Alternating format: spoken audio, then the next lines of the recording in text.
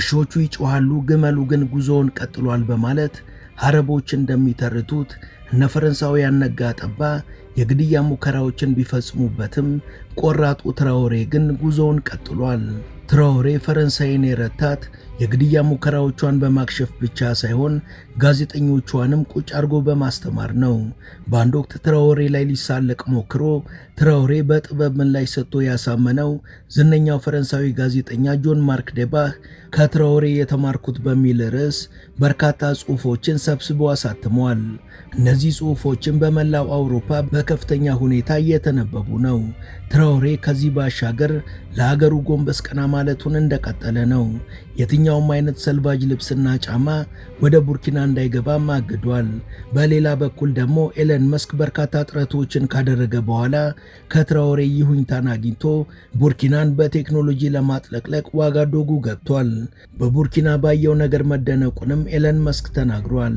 He explained that the partnership with Musk would include not only the installation of advanced technologies, but also training for young Burkinabes to learn how to maintain and develop local solutions.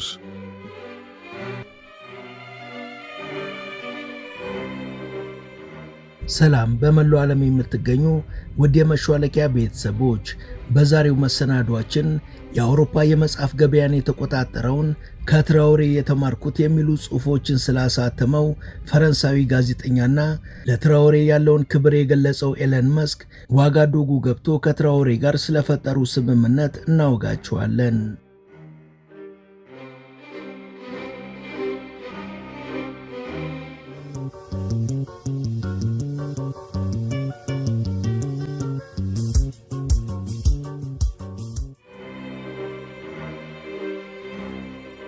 በእርግጥ ላለፉት በርካታ ወራት በተለያዩ የሚዲያ አውታሮችና ማህበራዊ ሚዲያዎች ላይ ስለ ኢብራሂም ትራኦሬ በርካታ መረጃዎች በተከታታይ ሲወጡ ተመልክተናል።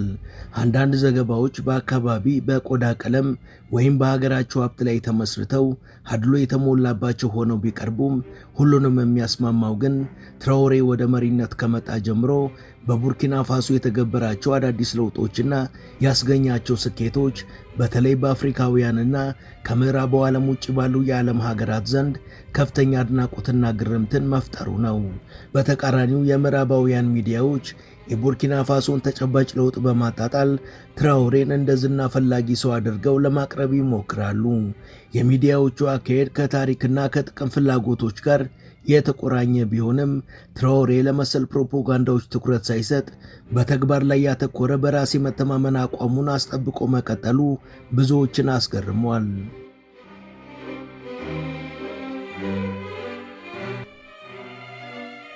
በቅርቡ ፈረንሳዊ ጋዜጠኛ ጆን ማርክ ዴባህ ቡርኪና ፋሶ ተገኝቶ የሀገሪቷን ለውጥ በአካል ለመመልከትና ለመዘገብ እንደሚፈልግ ባቀረበው ጥያቄ መሰረት ተፈቅዶለት ወደ ቡርኪና መጥቶ ነበር።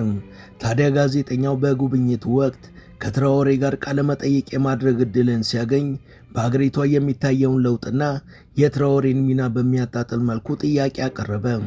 ትራኦሬን በወቅቱ እጅግ በተረጋጋ ስሜትና በራስ የመተማመን መንፈስ የሰጠው ጥበባዊ ምላሽ ጋዜጠኛውንም ሆነ ታዳሚዎችን አስደንቋል። ይህ ጋዜጠኛ ቀደም ሲል በፓሪስ በተካሄደው ዓለም አቀፍ መድረክ ላይ ተመሳሳይ የምጸት ጥያቄ በመጠየቅ ትራኦሬን ለመፈታተን ሞክሮ ነበር።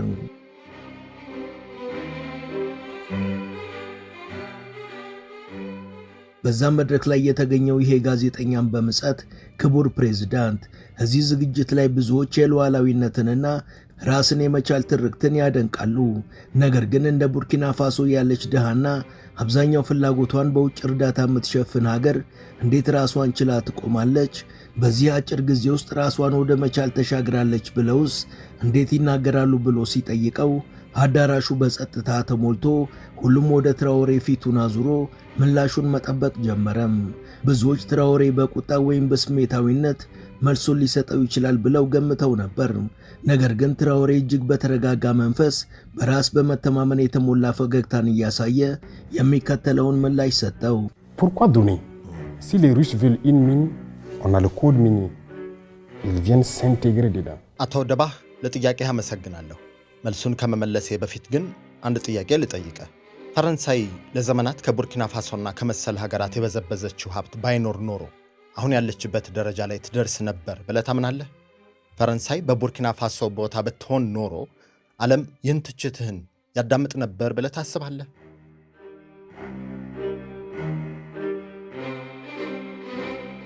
ጋዜጠኛው ትራኦሬ መልሶ በጠየቀው ጥያቄ ክብደት ተደናግጦ ፈጣን መልስ መስጠት አልቻለም። ለመመለስ ሲሞክርም ቃላቶች ተበታትነውበት ነበር። እየተነጋገርን ያለነው ስላሁን ነው፣ ስለ ታሪክ አይደለም ብሎ ጋዜጠኛው መልስ መስጠት ሲጀምር ትራኦሬ ወዲያው አቋርጦት አሁን ያለውን ጊዜ የሚቀርጸው የትላንት ታሪክ ነው። የቡርኪናን አሁናዊ ይዞታ ለመረዳት ከፈለክ የቀኝ ግዛት ዘመን ታሪኳንና ሀብቷ ለዘመናት ሲበዘበዝ የነበረበትን ጊዜ በደንብ መመልከት አለብህ። ያ ታሪክም የአሁኑ እውነታ አካል ነው በማለት ትራኦሬ አስገራሚ ምላሽን ሰጥቶታል። ትራኦሬ አክሎም ራሳችንን ስለመቻል ስናወራ አንድ ነገር ግልጽ ማድረግ እፈልጋለሁ። በእርግጥማው ተግዳሮቶች አሉብን።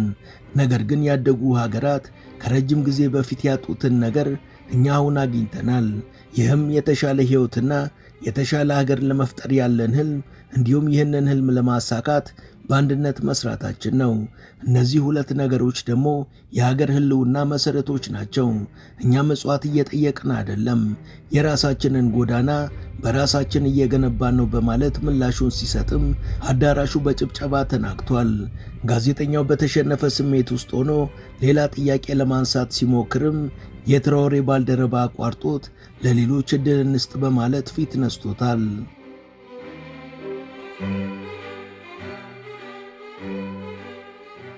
በወቅቱ ትራኦሬ መልእክቱን ለጋዜጠኛው ብቻ ሳይሆን ለመላው ዓለም እንዳስተላለፈ ያውቅ ነበር። ትራኦሬም በመድረኩ መዝጊያ ላይ ሐሳቡን ሲሰጥ ወደ ጋዜጠኛው ዞሮ በቅኝ ግዛት ዘመን በ50 ዓመታት ውስጥ ብቻ እንኳን በሺዎች ቶን የሚቆጠር ወርቅ ከቡርኪና ፋሶ እንደተመዘበረ ታውቃለህን? የሕዝባችን ሀብት ከፍቃዳችን ውጪ በምን ያህል መጠን እንደተዘረፈብንስ ታውቃለህ?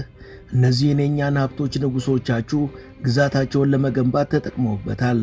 ነገር ግን በገዛ መሬታችን ሕይወታችን ላይ ትልቅ ጠባሳ ትተዋል።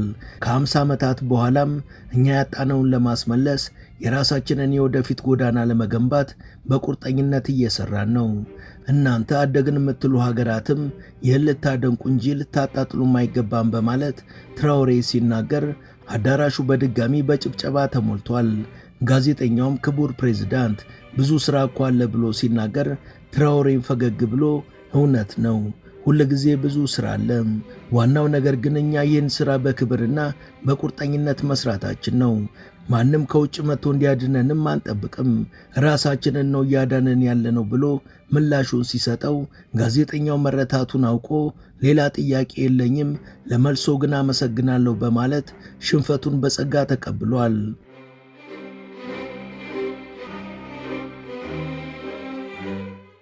ውድ ተመልካቾቻችን ተረካችንን እዚህ ድረስ ከተከታተላችሁት ዝግጅታችንን እንደወደዳችሁት እርግጠኞች ነን። ከእናንተ የሚጠበቀው ቻናሉ የበለጠ እንዲያድግ አንድ ጊዜ ሰብስክራይብ ማድረግ ብቻ ነው። እናም ሰብስክራይብ እንድታደርጉ አስታውሰን ተረካችንን እንቀጥል።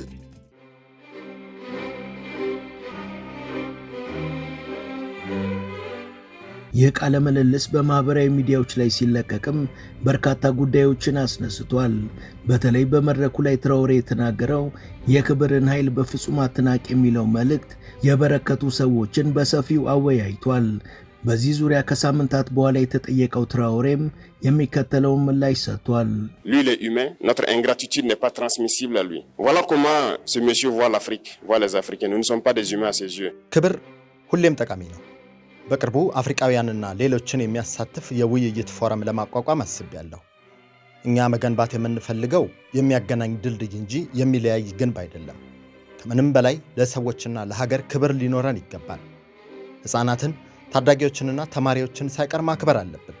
ያኔ እነሱም ያከብረዋል፣ ያልካቸውን በሙሉም ይፈጽሙልሃል። ጊዜ ከሰጣቸው ከነሱ እንኳን ብዙ ነገሮችን ትማራለህ። በአንድ ወቅት እኔን የጎበኘችኝ አንዲት ተማሪ ልጅ አንድ ወረቀት አቀበለችኝ። ወረቀቱ ላይ የተጻፈው አይቻልም የሚለው ሐረግ ባዶ ቃል እንጂ ተጨባጭ ነገር አይደለም የሚል ነበር። እኔም ልጅቷን ማለት የፈለጉት ሁሉ በትክክል ገብቶሻል ብያታለሁ። በወቅቱ እሷ ላይ ያየሁት ደስታም በቃላት የሚገለጽ አይደለም።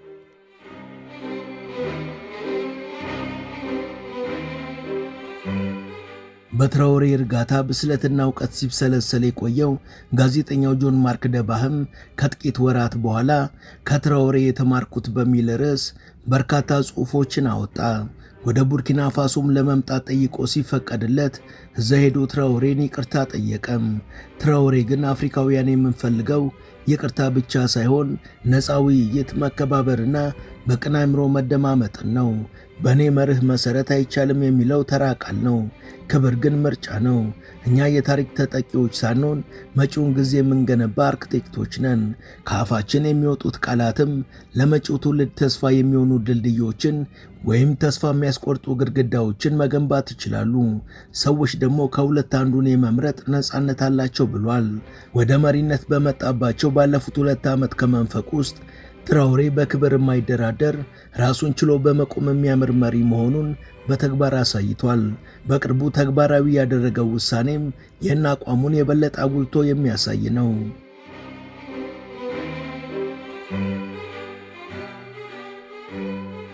ትራኦሬ ከአፕሪል 1 ቀን 2025 ጀምሮ ከአሜሪካና ከአውሮፓ የሚገቡ ሰልቫጅ አልባሳት ከእንግዲህ ወዲህ ወደ ቡርኪና ፋሶ እንዳይገቡ አግዷል። The rejection of second-hand clothes reflects a broader discontent with the current administration's handling of economic policies. በዚህ ውሳኔው ዙሪያ አስተያየቱን የሰጠው ትራኦሬ ቡርኪና ፋሶ ሉዓላዊ ሀገር እንጂ ቆሻሻ ማራገፊያ ጉድጓድ አይደለችም ብሏል።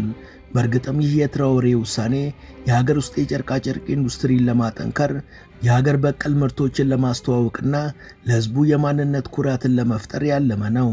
ከዚህ ባሻገር እነዚህ አሮጌ አልባሳት በኬሚካል ተበክለው ሰዎችንም ሆነ አካባቢን ሊበክሉ ስለሚችሉ አለመጠቀማችን የግድ አስፈላጊ ነው ብሏል። ይህ የትራኦሬ ውሳኔ በሀገሪቷ በቁርጠኝነት ከተተገበረ የሀገር ውስጥ አምራቾች ከውጭ ምርቶች ጋር ተወዳዳሪ እንዲሆኑ ያበረታታል።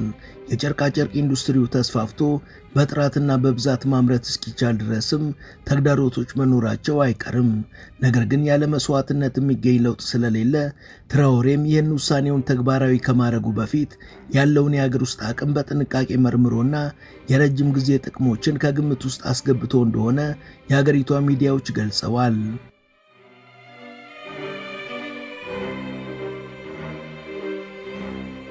ትራኦሬ ከሀገር ሉዓላዊነትና እድገት ጎን ለጎን ከቅኝ ግዛት ዘመን የተወረሱ ምልክቶችን ለማስወገድም በቁርጠኝነት እየሰራ ነው። ለምሳሌ የሀገሪቷ የፍርድ ቤት ዳኞች ጭንቅላታቸው ላይ የሚያደርጉትን ነጭ ዊግ የቅኝ ግዛት ማስታወሻ እንደሆነ በመግለጽ እንዲቀር አድርጓል።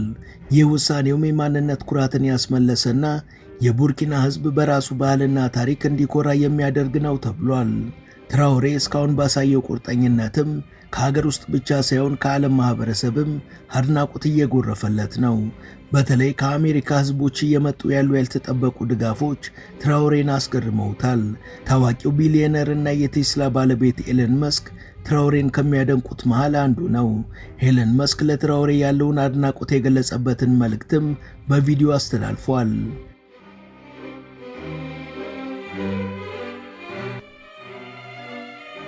እያከናወንካቸው ያሉትን ተግባሮች በትጋት እየተከታተልኩ ነው። ለፈጠራና ራስን ለመቻል ያለህ ቁርጠኝነት በሌሎች ዘንድ ተነሳሽነትን የሚፈጥር ነው። በዚህ የተነሳ እኔ አንተን ማገዝ እፈልጋለሁ። በሺዎች የሚቆጠሩ የታዳሽ ኃይል ማመንጫ ማሽኖችን ለቡርኪና ፋሶ መለገስ እፈልጋለሁ። ከዚህ በተጨማሪ የቡድኔ አባላቶች ወደ ቡርኪና ፋሶ መጥተው ወጣት ሳይንቲስቶችንና አዲስ ነገር ፈጣሪዎችን እንዲያሰለጥኑ ልካቸዋለሁ። እኔም ራሴ ወደ ቡርኪና ፋሶ መጥቼ ለወደፊቱ እንዴት አብረን መስራት እንደምንችል ለመወያየት እፈልጋለሁ ብሏል ኤለን መስክ ለትራኦሬ የላከው መልእክት። ትራኦሬም ይህን የቪዲዮ መልእክት በትኩረት ከተመለከተ በኋላ ጓድ ኤለን መስክ ለጋስነትህ እጅግ የሚደነቅ ነው። ነገር ግን እገዛው የጋራ ጥቅምና መከባበር ላይ የተመሰረተ መሆን አለበት። የአፍሪካውያንን የፈጠራ አቅም የሚያጎለብትም መሆን አለበት። ለሐሳብህም ምስጋና የላቀ ነው የሚል ምላሽን ሰጥቶታል። ኤለን መስክን በትዊተር አካውንቱ ላይ ክቡር ፕሬዝዳንት ትራኦሬ አንተ ያሰብከው ትክክል ነው። እኔም ተግባራዊ ላረግ ያሰብኩት ልገሳን ብቻ ሳይሆን የጋራ መተባበርንም ነው። ካንተ የምንማረውም ብዙ ነገሮች አሉ። እስክንገናኝም ቸኩያለሁ ብሎ ፖስቷል። ይህ የሁለቱ ሰዎች ውይይትም ወደ ፕሮጀክትነት ተቀይሮ በትራኦሬ መርህ መሰረት የተግባር ስራው ተጀምሯል።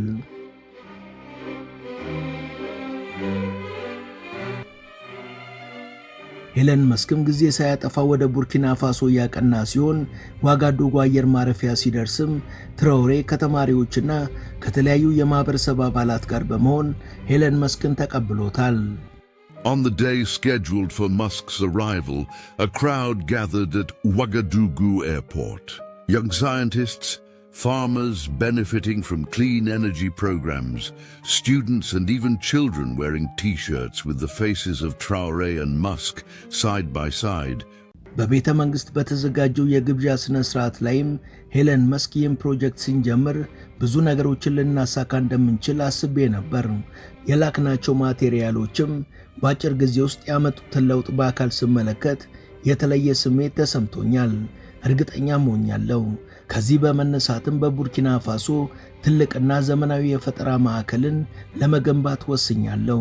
ይህ ማዕከልም ለቡርኪና ብቻ ሳይሆን ለመላው አፍሪካ የማሰልጠኛ ማዕከል ይሆናል በማለት ኤለን መስክ ተናግሯል።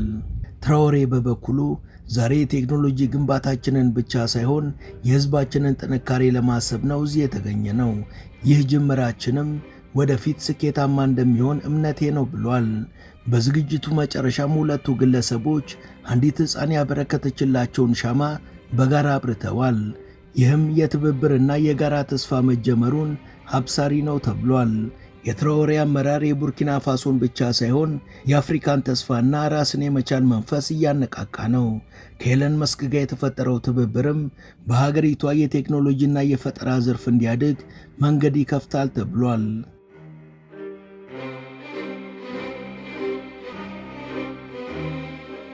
ውድ የቻናላችን ቤተሰቦች ለዛሬ ያሰናዳንላችሁ ይህን ይመስል ነበር።